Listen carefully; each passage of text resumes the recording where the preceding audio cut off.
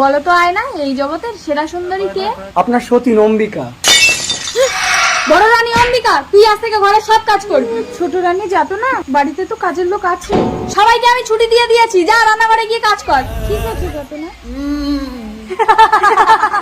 রাজা 6 মাসের জন্য বাণিজ্যে গেছে, ততদিন তুই উনুনের কালি মাখ।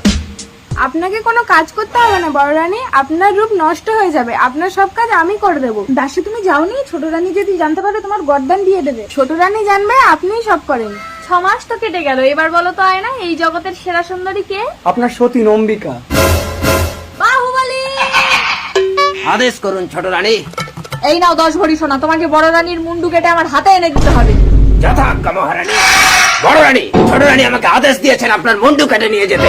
বড় রানী আপনি পালিয়ে যান। বাহুবলী তুমি আমার মুন্ডু কেটে নিয়ে যাও। এই দাসী, তোর শেষ ইচ্ছে কি বল? আমি তোমাকে স্বামী রূপে পেতে চাই বাহুবলী।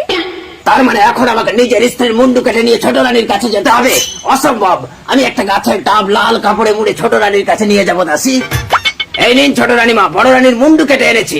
যাও গিয়ে বাগানে পুঁতে দিয়ে আসো। যথাজ্ঞা। এবার বলো তো আয়না, এই জগতের সেরা সুন্দরী কে? আপনার সতীন অম্বিকা। তার মানে বাহুবলী আমাকে ঠকিয়েছে। না, এবার আমি নিজে বুড়ি সেজে অম্বিকাকে বিষ ফল খাইয়ে মারবো। তার আগে বাহুবলীকে আমি গর্দান দেবো। বাহুবলী! বলুন ছোট রানী মা।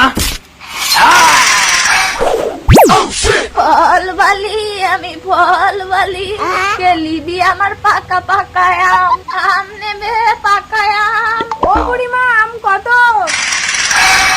আগে একটা খেয়ে দেখো, দাম দর পরে হবে। ভারী মিষ্টি আম বুড়িমা, কিন্তু আমার এমন হচ্ছে কেন? দমটা বন্ধ হয়ে আসছে কেন? দাসী, দাসী, এই বুড়ি তুই আমার দাসীকে বিষ ফল খাওয়ালি কেন? ছোট রানী যাতো না, এবার আমি তোকেও বিষ ফল খাইয়ে মারবো। বড় রানী, ছোট রানী দাঁড়াও। ছি ছোট রানী, নিজের রূপ রক্ষার জন্য তুমি মানুষ হত্যা করছো।